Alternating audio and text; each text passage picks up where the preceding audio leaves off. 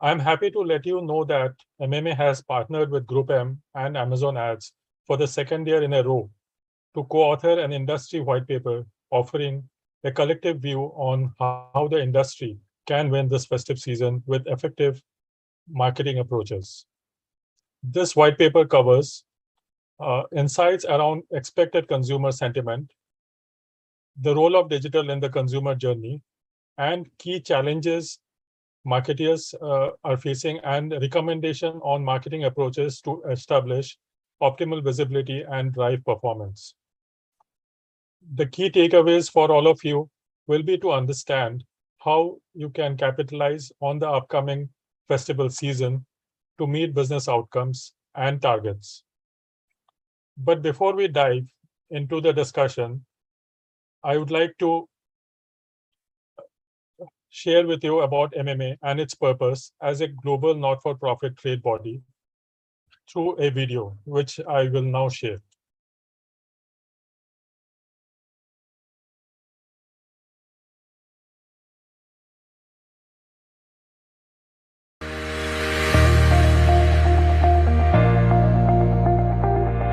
Welcome to MMA Global. MMA Global is a not-for-profit global trade body enabling pioneering marketeers to architect the future of marketing. MMA's mission is to enable marketeers to drive innovation, enduring business value, and stronger consumer engagement in an increasingly dynamic and connected world. Our strategic priorities are inspire and educate, enhance capability, measurement and growth frameworks, and advocacy. MMA is governed by an august and experienced board across markets in North America, Latin, EMEA, and APAC, and is present in 15 countries. We are a 800+ members strong community globally. Let's now look at our global think tanks.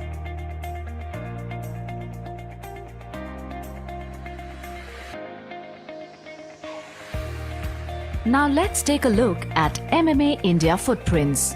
MMA India's member network comprises of organizations from across the ecosystem, being true to its philosophy of collaborating with all stakeholders to drive adoption at scale. Taking a look at the MMA India AMP community, which stands for Accelerating Modern Marketing Practices, is the perfect mix of industry experts and opinion leaders who have joined forces to further accelerate and evangelize modern marketing capabilities and know-how through councils and work streams. Now let's understand why become a member of MMA. Our programs and membership has remarkable benefits and privileges. Here are some of them. Join MMA India councils and drive industry growth by taking part in the development and execution of their charters. Access gated content on MMA's website. Leverage and participate in events to educate, evangelize, and network. Lead industry discussions and get recognized for your thought leadership. Contribute and author industry reports, white papers, and share POV as well as case studies in our newsletters. Also publish your company news or research, etc. on the MMA website. And there is more to MMA India membership. Become a pre-screener or jury at Smarties Awards, a global awards lineage platform. Be a part of our training programs as faculty or student. In an environment as dynamic as ours, having a partner by your side is essential to your success. And for that, MMA is your go-to industry partner. Don't miss the MMA India must-download industry toolkits which can help ensure business success. To know more, visit www.mmaglobal.com. Email us at mmaindia@mmaglobal.com.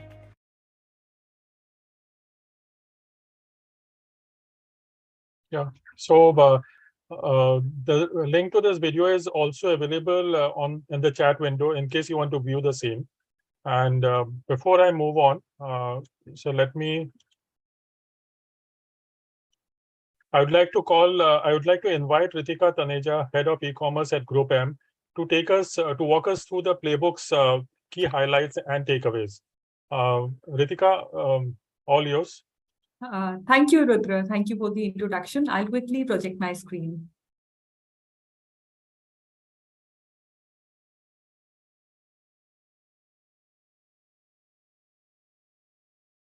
Is my screen visible? Yes, Ritika. Just a second.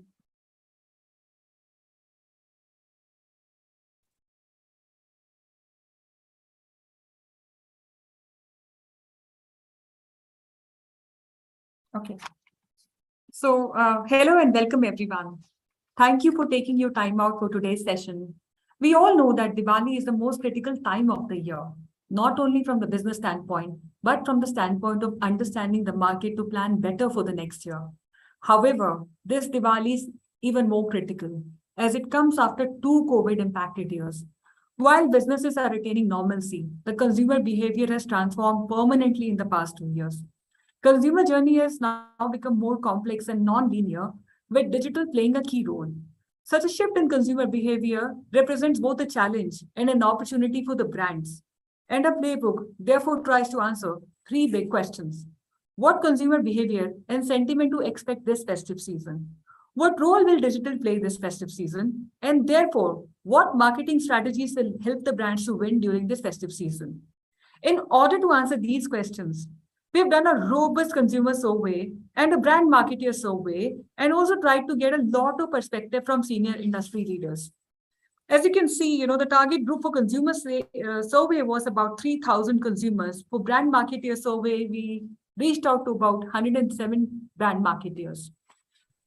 The meta finding of a survey is quite positive one. Consumers are likely to spend higher than the last festive season. The reasons to spend higher are pretty obvious ones, like increase in lifestyle spends or life events. However, unlike last year, people have higher intent for mobility spends versus work from home or non-mobility spends. Although consumers have expressed their interest to spend higher this festive season, they're likely to remain cautious about their spends. Therefore, they're likely to research more digitally or otherwise more digitally, however. Our survey also indicates that the consumers have already started researching for their festive purchases. Therefore, it is much advised that the brands must start engaging more with the consumers in the digital space from now onwards to make the most of the festive season. Our survey also indicates that the 75% of the consumer journey will be digitally influenced, with consumers spending more time on commerce platforms, which offer both shopping and search opportunity than search platforms or offline avenues.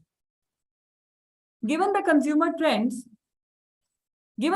trends, most marketers are likely to increase their digital spends, indicating a median share of 40% of total marketing spends on digital. That's a high number. And therefore, here are some of the key recommendations to win during the festive season.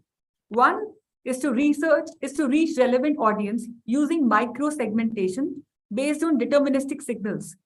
Second, to meaningfully and digitally engage with the consumers in a cluttered media space using tools like gamification or, let's say, sponsored brand videos. And third, to measure the impact of marketing channels through efficiency metrics. We've also taken a stab on how visibility can be planned on various touchpoints in the lead up to the festive season. During the pre-festive season, let's say starting now, focus could be more on OTT, video ads, or voice ads. During the pre-peak festive season, say 25th September onwards, let's say end of the Shraddha and beginning of Navratras, focus could be more on display ads, launching of special stores online, and sponsored brand videos. And during the peak festive period, say 10th October onwards, focus could be more on search and marketing. This is just a sneak view of our playbook or the white paper. And so as to know more details in terms of vital insights, case studies, and whole lot of examples of how brands are looking at this festive season, I would request you all to download a playbook that we will be sending you out to you soon.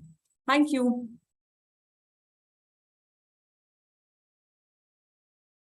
Thank you, Ritika. That was very well explained. If I may share my screen now.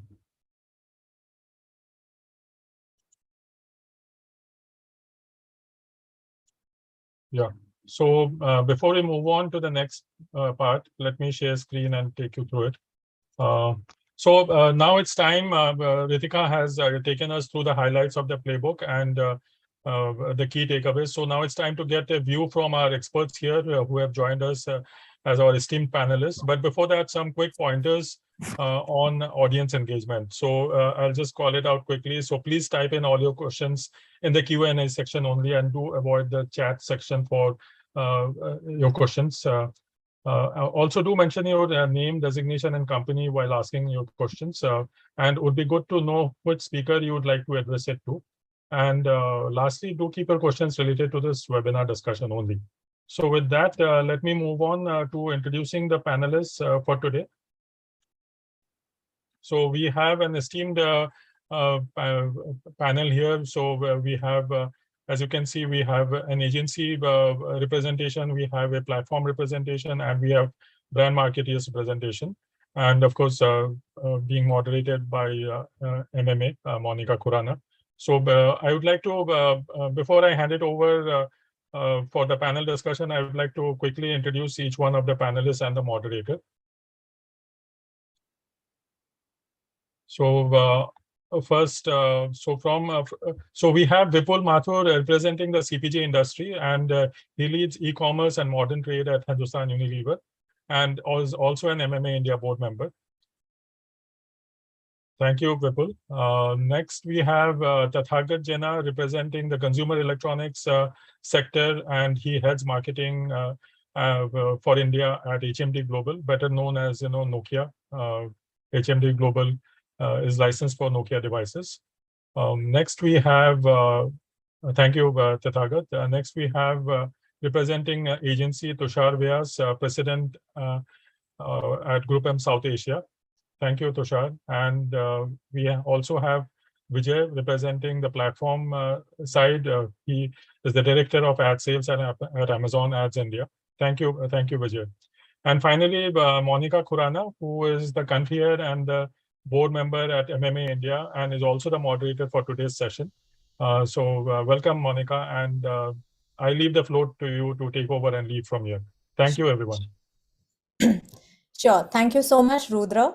And I am just so glad to be doing this because everyone on this panel is not just a panelist for me, but is also a colleague who I've had the opportunity to work with in the past and learn so much about digital from all of them. And I can tell you that all of them on the panel are absolute veterans, and we were actually just reliving our journeys in digital just before this webinar began. So it's wonderful to have everyone here. Welcome aboard.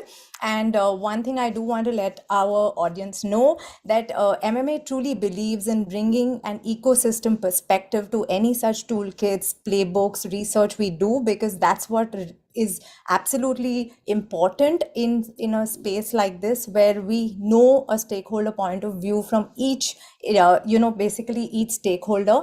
And therefore here what you see is an industry point from an industry point of view. We have marketers from different verticals, we have the agency perspective, and we have a platform perspective clubbed with a trade body collaborating with everybody. So that I'm sure you will find very interesting and very insightful. So let me deep dive straight into this discussion.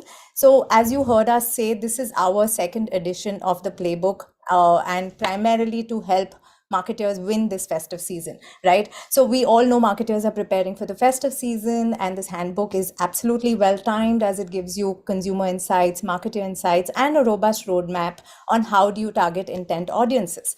So we did hear in the findings that 50% of the consumers have already begun their research for festive purchases, and 35% of consumers actually claim to increase their spends this year as they get into the festive season. So therefore, it couldn't be a better year for brands to be influencing their consumer journeys and the decision-making process.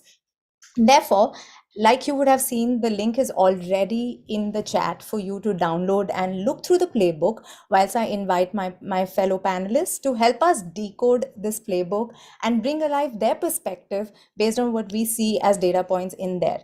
So for that, I'm going to first bring in a perspective from Vipul.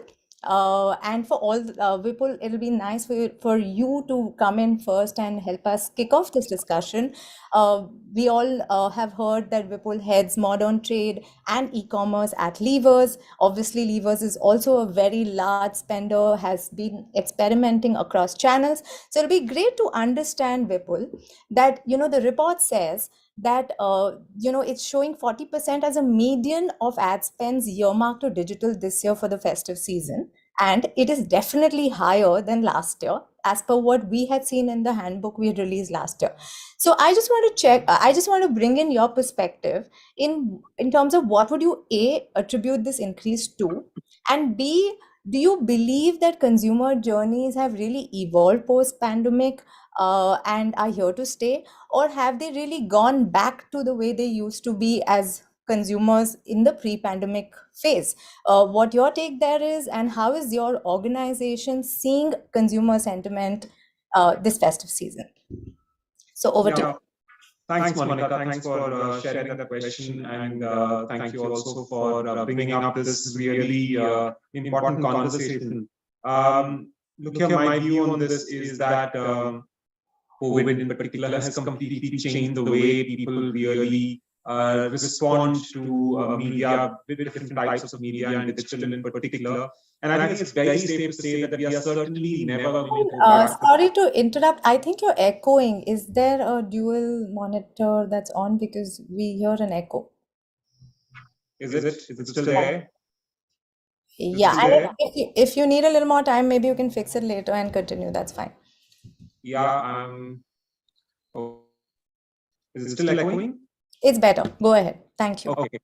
So I was saying that there is certainly, it's certainly true that we are not going back to the pre-COVID world. There is a lot of change in the way consumers are really consuming this media, what they are expecting, what they are not.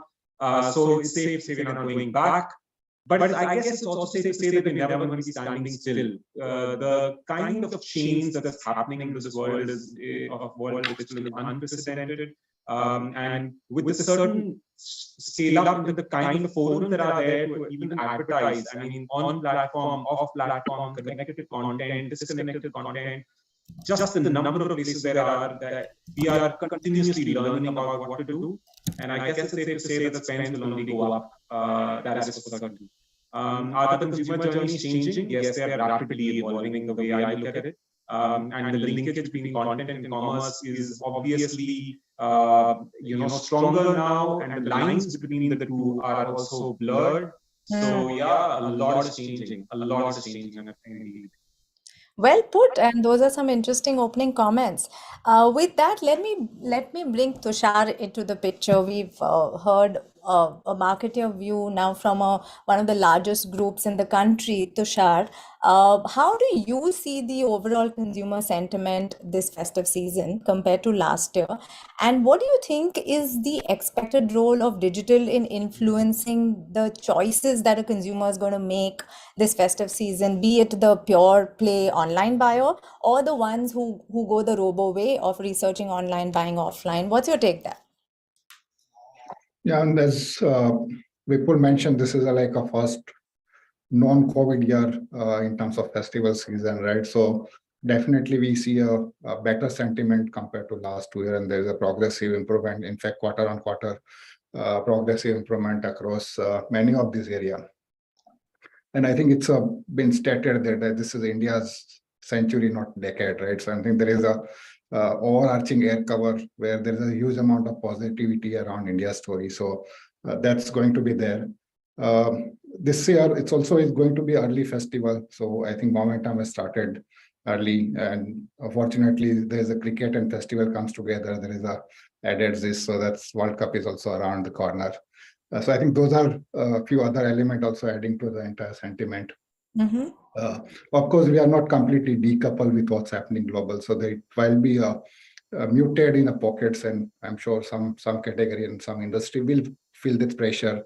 Sure. And some of the pop strata or a category may feel the inflationary pressure, but overall, it's a positive story, and that's what we have learned from our research also, right? So I'm very optimistic and hopeful about next few months on this. As far as the role of digital, there's a significant change happen, and it's a irreversible change, right? Many of this is a permanent shift which has happened in many areas. But I also want to touch upon not only consumer as the marketing side also, and I'm sure Vipul and Tathagat can validate that. There is a huge amount of digital transformation happen at many organizations, right? And the entire stack, I'm saying using the word stack, but like marketing stack, which includes the digital technology, has improved in last 2 or 3 years.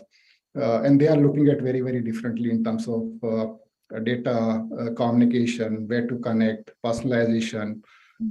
And that is impacting in terms of how marketers are looking at spend, the number of options, the willingness to experiment, all these things has also significantly changed our ecosystem, right? So I think coupled with the consumer change and how the marketing ecosystem evolve, I think the role of digital is going to go to next level. So it's no more a part of mix or a side of plate conversation, but digital and tech is becoming more and more the center of plate, and then the rest of the things started getting surrounding, right? So I think that's a very, very fundamental shift has happened at a broader level. Makes sense. Makes sense. That's quite an overarching and valuable point of view, I must say. And I do like the way you say that this is India's century, not just decade. And overall, yes, a very positive sentiment. Truly, if the consumer evolves, the marketer has to evolve, and it is hand in glove. With that, said, Tathagat, let me bring you in. You operate in a category which is a very high involvement category. There's a lot of research, there's a lot of information gathering. So in a category like yours, how are you looking at consumer behavior change? Are consumers, taking, really working at getting more information before they make the purchase? We were seeing the report and we saw that 70% of the consumers are doing the research online before they make a purchase. And of those 70%, those who genuinely want to buy, 66% are actually going to Amazon to further validate a lot more information. So in your category, what is happening? What kind of research are they doing? What is the role digital is playing in influencing them? Thanks, Monica. I'm audible, I hope. Of course, yes. So the role, I mean, I echo those sort of statistics, to a large extent. And the signs were pretty much there. And, maybe about 3, 4, 5 years back, also we were closely monitoring the amount of, searches that happens, both, text and voice on Google as well as Amazon. And yes, the category is very high involvement, very volatile, and a lot of that.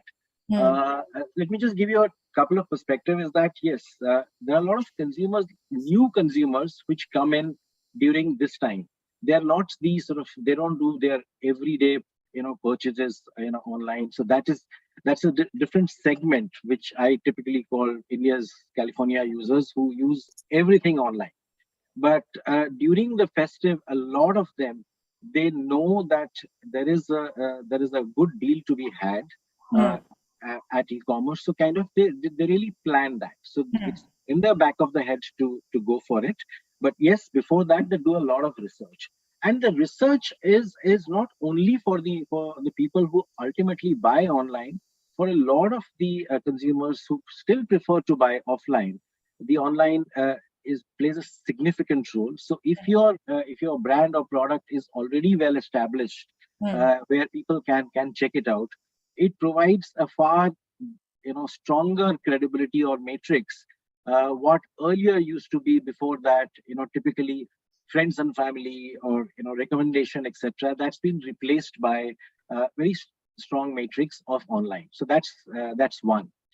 Typically for the category that I operate in, technology per se operates a lot on fear of missing out.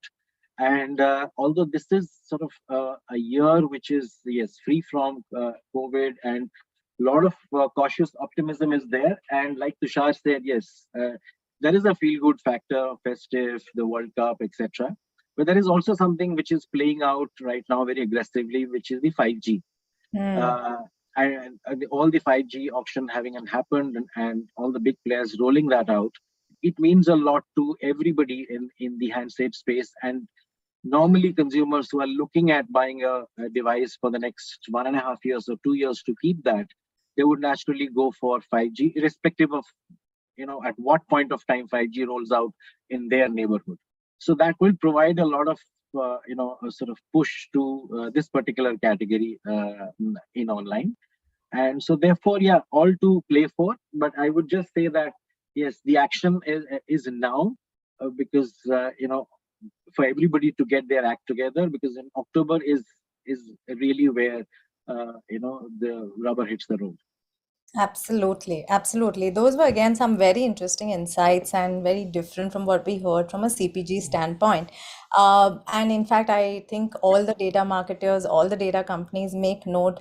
We're talking about the Indian California user, as the Tathagat just called it out. That's a very interesting descriptor for those who really sort of are hardcore online shoppers. With that, let me come to Vijay. Vijay, we've heard some interesting marketer views. We've heard, an agency perspective, and you coming from the platform side, where you're also seeing consumer behavior very, very closely. And you would have a strong pulse on the sentiment this festive season. I was just wondering if you would like to throw some light on what do you believe is the role of e-commerce as a touch point for engaging new online buyers and festive shoppers, and more specifically, the role Amazon ads would play beyond the e-commerce piece. What are your thoughts there? Sure. I mean, I heard two, brand marketers representing the largest brands and someone representing the largest agency showing so much optimism. So, I'm probably a lot more emboldened to say what I'm about to say. So I think at the risk of oversimplification, right, there is how the consumers buy, and then there is where they buy. Correct. And possibly your question is trying to address both, right? I think the how they buy has gotten very interesting with digital, right? Consumers want more selection. They want to see more. They want to see more choices. They want to understand more. They want to know how other people, what was earlier asking your neighbor or asking your family has now become, reading what other strangers possibly have written about that product or that product category you're intending to buy. So I think the how process has got enriched through digital. Now, I think what e-commerce does is it brings the how and the where together. So I can learn, or I can go through that how process. I can learn more about the product, read reviews, look at the ratings, look at deals, selection, and everything. But I can also buy if I want to. And as much as I would love for everyone who researches to also buy, not everybody will end up buying online. And that's where I think it gets interesting, because and I think we've seen that in the research as well, right? Whether you're buying online or offline. And I was telling someone that the next time you pass like a big electronics showroom or a big shop, just try to see if you can click a picture to see how many people are on their phones. I've seen this in a large showroom, people standing in front of, a whole wall of TVs on their phone. And that's because that person is trying to figure out the model of choice. What is the price? What are the features? Trying to tally whatever, they are being told by the storekeeper, whether that's factual basis the website, or basis, let's say a site like Amazon that's giving them information. So I think the how part is getting enriched. The how and where coming together makes e-commerce interesting.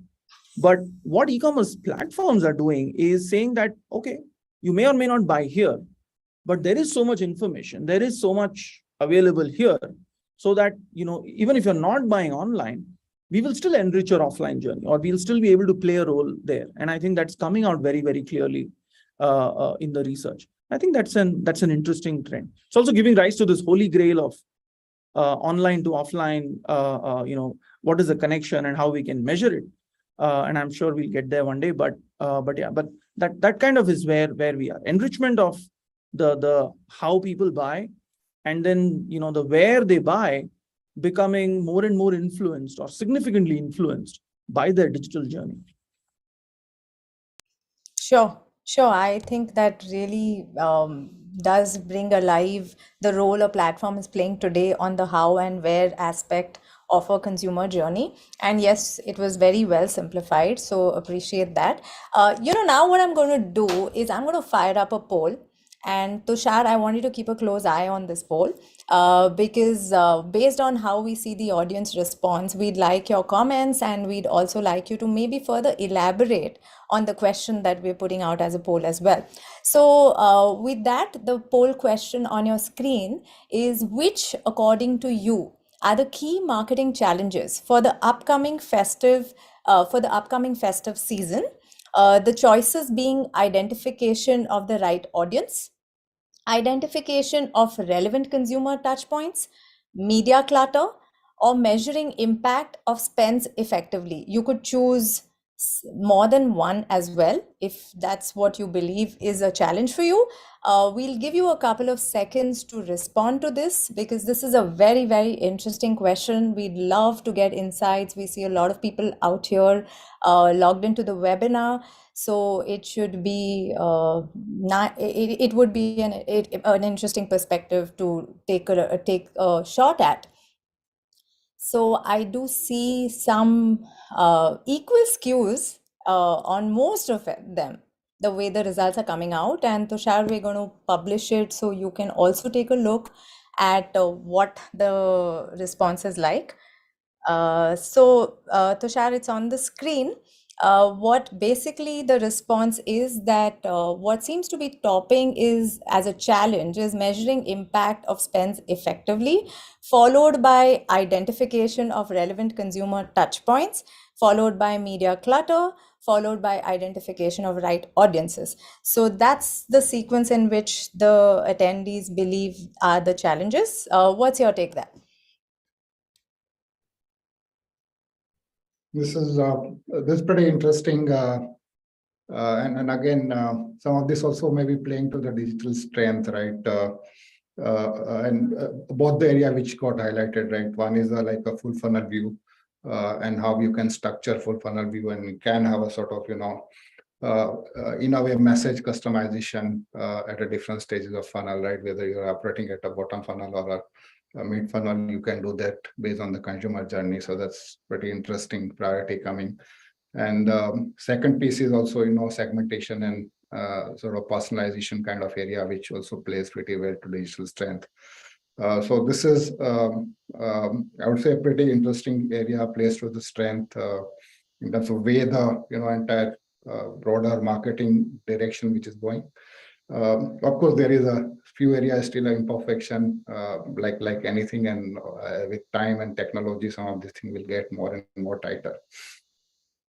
And like to build what Vijay has mentioned, right? And especially when you look in a context of a coming festival season, you look at the broadly a few segment, right? Which is like, what is in-market segment for me, who is going to take a decision in maybe next few weeks or months, or which are the segment I can expand on. So more like in a discovery zone. So there are certain segment which is transacting. How do I find more of those people? So either modeling and stuff like that. So I think those are going to be very, very critical within digital, right? So how do I reach out to my in-market segment, and how do I create a discovery commerce kind of framework to expand, which is high value customer for me, already high value customer for me, and how do I link it to demand? And that's where list part of resistance and easy transaction and all this area is going to come into play. So I think those are the in my view, those are the sort of key ingredients one need to put into while cooking the plan. Other couple of areas I just wanted to highlight is also there's a lot of format experimentation is also happening in terms of the channel or the way you are doing things. Right? So, and specifically like to touch upon two areas. One is entire influencer plus commerce plus content combination, right? So again, there is a significant potential there, and especially when it comes to discovery commerce kind of thing, right? So, and there is always a bit of serendipity in advertising, right? You can identify efficacy and then write things to a certain extent, but there is always value and joy of discovering new thing in advertising, right? That's not going to go away. The second piece is the entire TV ecosystem or a broader video ecosystem, also the way it is getting evolved, right? So the emergence of things like connected TV and all is also creating a significant opportunity, especially top and mid funnel kind of area. So you can look at a combination of those area, which is in-market segment, discovery commerce, and if you sort of, sprinkle with some of these new formats and innovation, you can have a good mix going, which appeals to, different modes and mod where the consumers are. Wow. Yeah. So basically, what I hear you say is agility is at the heart of the way you start taking certain decisions when it comes to addressing your audiences and therefore overcoming some challenges. Sorry, go ahead. Yeah, and that's also sort of beauty of that, right? So it's an improvisation environment and it's not a plan and implement environment, right? So there are many elements you can tweak and keep improving as you go. And then sort of, keep looking at various indicators, be it in terms of intermediary indicator or final outcome, and then keep looking at optimization. Sure, makes sense. So we're talking about digital Darwinism is how we had put it for one of our events. And that's where we believe that it's all about enabling jazz leadership versus the old school symphony style. But yes, interesting. Other panelists want to give it a shot in terms of what you saw as results for the poll. Any comments, any inputs anyone would like to add on in terms of marketing challenges that you see in the festive season? Yeah, I just want to say, first of all, checking that it's not echoing anymore. Love it is. Okay, great. So I just want to say that for those who think that measurement of impact in today's age is difficult, I think they have to go back 10 years in time and see what measurement of impact of media was then. Because what we have right now is far more specific measurability. And I think it has completely changed the order of expectations. And that's probably why that question is coming. But in relative terms, for the slightly older people in the media and marketing world, I think it's too much information when it comes to measurement, and sometimes it can cloud your judgment because you're just being continuously being bombarded with all kinds of stimulus on what's working and what's not, and sometimes you miss the bigger picture in that context. But I don't think measurement is the challenge at all nowadays. Yeah. It is more about trying to interpret all the information and measurement to take slightly more important calls on what's working and what's not. Yeah, thanks for flagging that. Vijay, is someone else also trying to speak? I was just going to echo what Vipul said, that it's measurement is no longer about the availability of measurement. It's decoding. And to some extent, I think digital media platforms are guilty of, take the kitchen sink, and now some people will be able to take the kitchen sink and make something out of it. But I think we need to go a few more steps to decode. And that's how I'm reading it as feedback, saying, hey, can you tell us what we want to know or what is important to us, rather than showing us everything, because not everything may be useful. So well said, Vipul. Totally agree with you there. And sorry if I may add also the short term versus the long term, right? Because you can measure like ROAS and tell immediately what's happening. But the question that we should probably ask ourselves is ROAS everything? And, are there investments which are low on ROAS but still effective in the long run? Those are the kind of questions that we probably have to come to find answers to as well. Makes sense. I can also thank you for those inputs. I think that just sort of enhanced the the interpretation of the poll a lot more. And whilst I do want to take up one or two more questions, I can just see the Q&A section fill up with questions, and I hope we can take at least some of them before we sort of close the webinar. However, I would request the panelists to try and respond to some of those questions live, because there are specific ones addressed to you. So if some of you can pick it up and just respond to it whilst we take on some more questions, that'll be nice. And we'll try and also cover a few jointly amongst all of us. So Vijay, I want to bring a very potent question to you, which is very relevant, keeping in mind the upcoming festive season. How do you think brands can include intent touch points in their media plan, and hence how will it really benefit them if they start building plans keeping in mind intent touch points?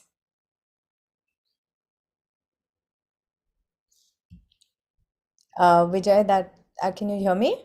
Rookie mistake. Yeah, my mic was off. Okay. I'm not able to find that question here, but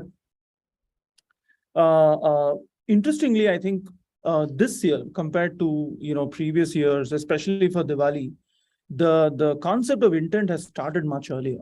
Right? You'll generally see a surge in search traffic and queries and stuff like that. This year it's far more amplified than what it's been. I think largely it's fueled by sentiment, both ways, right? It's fueled by optimism. It's also fueled by caution. I want to be sure about what I want to buy, and hence I'm going to spend more time than what I usually do to figure out what is the right product, or what is the right brand that I want. And I think it's now more important than ever to not just every e-commerce platform will have its sale period. Even offline they have sale days, right? And generally it was about being present in those sale days and putting out the best deals. But now I think because of the caution and optimism coming together this year, it's an interesting combination for me. And this may not directly answer the question, but if you want to get into intent, get in early, because the intent is getting built over time. That intent is coming through information, right? It's coming through an affinity towards a brand, towards a smaller and smaller and smaller set of choices that starts from a very large initial set, or a very large initial set of variables, right? And the sooner you are, the earlier you are in that cycle, the closer you can get to the actual point of intent as we know it, the intent right before purchase, right? So possibly the sooner you get started, you can get started in a small measure. I've said this even last year. It's not that you need to have $1 bajillion all the time. Right. You focus what you want and go after it, but keep at it for a while this year, more than what you would normally do. There's also the long-term angle, but I'll leave that out. I'll leave that out for now. Perfect. Well answered, and I think that makes immense sense. I'm sure that's food for thought for everybody listening in. I'm going to fire up one last poll before we take a few audience questions. And again, it's a very interesting poll. It'll be nice to see how the audience responds to it. And what I'm going to do is I'm going to get marketer perspectives on it, and I'm also then going to get Tushar, Vijay, for you also to chime in with your thoughts on it. But we'll get marketers to give in their point of view. We'll start with Tathagat. So Tathagat, just check out what the poll output is is looking like. The question there is, compared to the last Diwali festive season, how will you focus on digital advertising change this year? So is it going to be higher than last year? Is it similar to last year? Is it lower than last year? So that's what we're trying to understand, whether in festive spends there will be a drop, increase, or will it be similar? Well, of course, there seems to be a clear, sort of choice there, and less of a debate. So let's share the results for you to see. So as you can see, most have voted for higher than last year. Small percentage are saying similar, and even a smaller percentage, which is basically just 6% are saying lower than last year. So Tathagat, if you had to validate this, keeping in mind your experience and understanding as a marketer, what would you say? Of course, it's a no-brainer. I mean, people, it's just, if anything, COVID has accelerated digital in 2 years by maybe about 5 or 6 years. Just the sheer time spent, and Vijay also alluded to it, even while being offline, the time spent has gone up on a personal level, as well as the whole consideration phase. I will just refer to one point in the previous poll also, that not only do you need to start earlier, but you need to really select your right audience, because all the other stuff, they have been there in every festive, be it media clutter or be it the measurement challenge, which has always been there. So if you select your audience early, and also have all your touch points covered in digital, do not leave it to the point where uh, the consumer really pre-selects 3 or 4 brands, and you are not there. Then you are doing yourself a disservice. And even in your white paper, it said that as many as 60% consumers have somewhat decided that they will go for this product, but they haven't decided the brand yet. Right. So it just boils down to doing it. It's not a quantum of spend, but doing it the right way by selecting an audience early, and also doing it over a longer period of time. Interesting. Makes sense. Vipul, do you want to give it a shot? What's your take there after seeing the poll? Yeah, I mean, I agree that it seems a bit of a no-brainer. I think the nuance that I was thinking about in this question is, are you talking about percentage spends between digital and offline? So percentage spends going up or absolute spends going up? Because in a rather inflationary world, there's a lot of pressure on just the total amount of media spend. So digital may go up in percentages. Will it go up in absolute? It's the latter, Vipul. It's the latter we're talking. It's the latter. So that it will. I mean, in a very, very high inflation world, I can see some stress coming from that challenge. Not because of a lack of belief in digital, but just because there will be just a lot of pressure on media spends. But like I was saying earlier, the number of avenues to spend are going up so quickly. Correct. That even to participate in a fraction of them, just with basic level of participation, your media spends, digital media spends, have no option but to go up. And the avenues are not just the standard digital avenues. They are e-commerce platforms. There is influencer marketing. I mean, the scope is just far too large. So if you're not going up, it's probably a sign that you're not experimenting enough. And that's never a good sign for digital. Excellent. I think each one of you have brought so much richness to all these insights that we've been discussing, and the best part of it is it's just been so de-jargonized, which just makes it so much more sort of easier to comprehend for all folks who are probably trying to grab some tips and insights from this conversation. So now that we've more or less come to the end of our discussion, I do want to make sure that I'm able to address a few audience questions with your help, and they're genuinely quite a few, but I will try and at least pick up some sort of randomly, and maybe try and also build in a range which can help others also get perspective. So we have a question from Harsha Agarwal, who says brands with limited budgets, by anybody from the panel can take a shot at this, so I leave it for you to decide. So brands with limited budgets, or new brands, how can they make a way this festive season? So how can they be effective and get their bang for the buck? Anyone wants to give this one a shot? It's genuinely a interesting question. Brands with limited budgets, how should they handle it? Yeah, so let me give it a shot. For an organization with large brands, if you ask me, one of our biggest concerns is brand with limited budgets have a lot more power now than they had in the past. Because frankly, this is a very, very democratized digital media world. And if you can define your audience well, and you can define your media job well, then any amount of budget is enough to do something at a scale that's acceptable. In the past, in the very offline world, there was a certain critical mass that you had to have to do anything. I mean, you had to have a media spend at a certain critical mass level, because you couldn't go to a mainstream Hindi satellite channel and put up half a GRP of spends, right? Because it'd be lost and you wouldn't know what's happening. But with just that or a fraction of that, you can now do so much more because you can sharply target, you can operate at a scale, you can try at a small scale and course correct after that. There's A/B testing that you can do to figure what's working, what's not. So, I mean, it's a dream come true for brands with limited budgets. And it's a headache for an organization with big brands because the natural advantage, now we have to work hard to make that advantage come to life much harder than before. Wow, I I could- like the way one of the largest brands has given such a wonderful perspective on how do small brands really make the most of it. But someone else getting, I want to just make a quick comment there, right? Let's take an example. Let's say whoever asked this question, let's say you're selling pressure cookers, right? Yeah.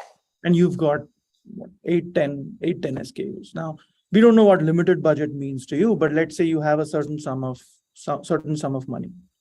Now think about this. What if someone could sit across the table and tell you, okay, these are the 10 SKUs that you've got. Out of these, each of them is going to take this value of money for you to get to Y market segment share or to get Y, whatever returns that you are defining. right? And then if you're able to figure out which of the, given that you may not have unlimited money, which of the ones you don't want to promote right now, but which of the ones, if you double down, if you want to, if you want to really gain sales, which are the ones that you want to sell, which are the ones that, in the long term, you want to build something, you want to build space for yourself in a market segment, which are the ones that you need to focus on for the long term, and which are probably somewhere in the middle. If someone was able to give you that insight, that is exactly what you need, irrespective of what your budget is. And I agree with Vipul, for large brands, it becomes much harder. But let's say you're just starting out and you've got a certain number of SKUs. The important thing is there's really nothing called limited budgets. Sure, everybody would want you to spend. I'm from a platform. I would love for you to spend more.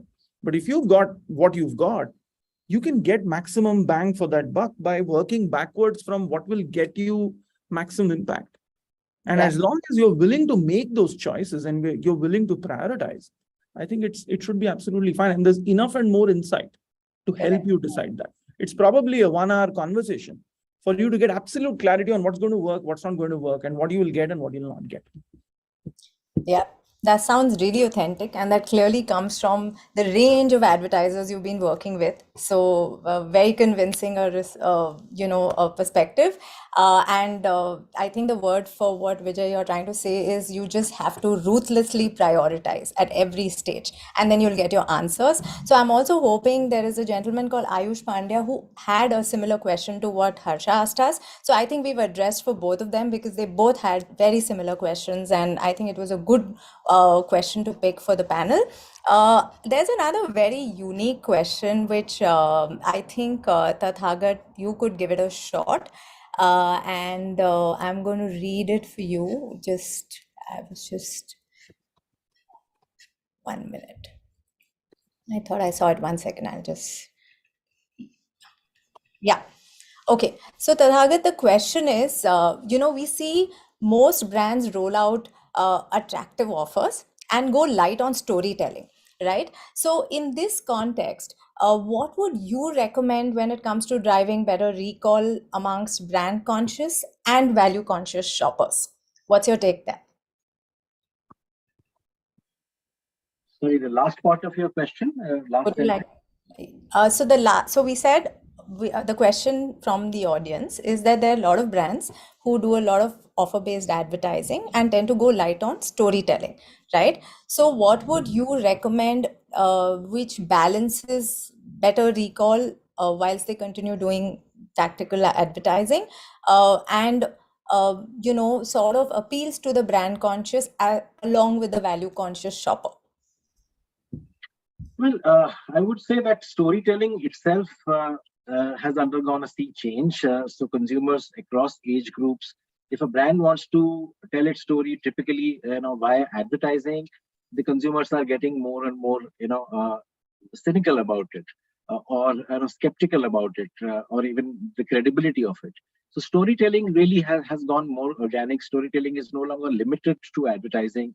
It is through content. It is through what you genuinely believe in, and what others talk about you. So that part one should really focus on and on all the time. And so that is, to me, is storytelling which is more credible and which should be done, pretty much round the year. But as it comes down to the business end of the festive, because this is the season where consumers are naturally expecting your brand to be in line there with, if you are a brand of their choice, they are also expecting you to have some kind of offer or discount. So you cannot really neglect that during this part of. So you have to do your bit in the festive, and the storytelling is not really limited to festive. You have to have it, round the year. But like I said, not only limited to advertising. All right. Anybody else wants to give any other point of view on the question? After this, I have time for maybe just one last question. Whilst we'll try and address the other questions offline through emails, etc., for our attendees. But anybody else wants to give any other view on what we just opened up with Tathagat? No? Okay. So, Tushar, I'm going to take this question to you because it's addressed to you. The question is, considering the rapid growth of e-commerce platforms in terms of visitors and shoppers, can you please share a few tips on how can marketers better integrate e-commerce platforms in their media plan? I think this is a good question, and you're the right person to take it. Sure, I think there are sort of two nuances, and I'm just going to answer both separately, right? So one is in terms of how the rest of the media plan talk to Ecom platform and vice versa, right? So again, there is an answer can be in terms of using data signals and what we spoke about, identifying the consumer segment in a broader sense. So that's where you can use that discovery commerce kind of concept where look at which is your core transacting consumer and how do I find more of those consumer in a larger internet and larger media plan. So that's in terms of integrating at a consumer level. And if you to answer in the context of a platform, maybe based on what's the challenge you are trying to solve. So if your challenge is last mile conversion, then you might use a tactics which is more like a search and all. If you want to improve the category share, then you might like to improve your visibility within that. If you are expanding category, then again, you go in terms of identifying the similar segment and how do I sort of reach out to those similar segment to recruit for that specific category or product. So, depending on the product you are trying to solve, you prioritize. And within that, as Vijay mentioned, basically what's your hero SKU and how you are optimizing for your hero SKU. So that's how I would do it. Wow. Wow, that felt like a small crash course in a couple of minutes. So I've always managed to pick up new tips, and this is also a very good summary where basically you're saying that it all depends on whether you're looking at discovery, you're looking at new customers, or you're looking at conversion, and accordingly you decide how do you mix e-commerce touch points in your media plan. Vijay, I think it would be incomplete if we didn't get a point of view from you on this question before we close. Would you like to chip in? Sure. I think Tushar summarized it really well. I think it all comes down to what you want to do. And if you don't really know, because if you're new or you're just figuring, let's say this is the first big Diwali and you're looking to do a significant investment, even if you're willing to listen and look at the information, and like Vipul said earlier, don't let anyone throw the kitchen sink at you. Figure out what is it that you need and look at that data. As long as you're willing to sharpen your focus. And someone earlier in the call mentioned FOMO, right? At the risk of endangering myself, I would say marketers sometimes get into that FOMO zone, saying, "Oh my God, what is happening out there?" And we also want to do the same. But irrespective of what your budget is, irrespective of what your scale is, as long as you are investing enough time to figure out what is it that you want. You want new customers. You want to get more segment share. You want to, you just want to optimize for your dollar. For every dollar, you want to get whatever, $2 out. As long as you're able to get that clarity and then you know what you need to do to get there, I think it should be fine. Because that road from what I want to what I need to do to get there, that road is available. But often it is that what I want becomes what all I want. As long as you can keep that list sharp and you're willing to prioritize, you should be okay. Perfect. So again, it comes down to ruthlessly prioritize. Yeah. Well, yeah, that's really, really useful. I think this was a fabulous discussion. I completely enjoyed listening in, and it was great hearing those inputs. They were so practical and so well demystified. I'm sure it's helped our audience tremendously to refine, sharpen the media, their media strategy, their plans for the upcoming festive season. I do know that one session may not be enough. We hope to do more going forward, but as of now, I'd like to say a big thank you to all of you for being here and for sharing all those valuable perspectives, and we totally appreciate your time. With that, Rudra, I'm going to hand it back to you to take it forward and close the webinar, please. Yeah, thank you, Monica. And thank you all speakers for such a wonderful discussion. So I won't take much of your time since we need to close this quick. But before I go, I would like to thank the audience as well, for joining and being engaged, highly engaged, I would say. And I do hope all of you have a lot to take back from the playbook and the discussion today.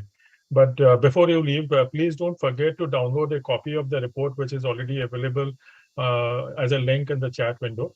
So do remember to take your copy from that chat window. But otherwise, also we will be sending a mail to each one of the audience who have registered here.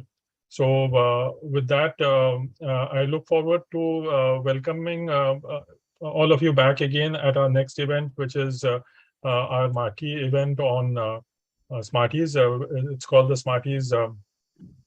Is the Smarties Gala, where we will be announcing the winners of our Smarties Awards, where you will witness some exceptional case studies from brands across diverse categories. The registration link is also being made available to you on the chat window, and or you could even scan it through the QR code, which is there on the screen right now.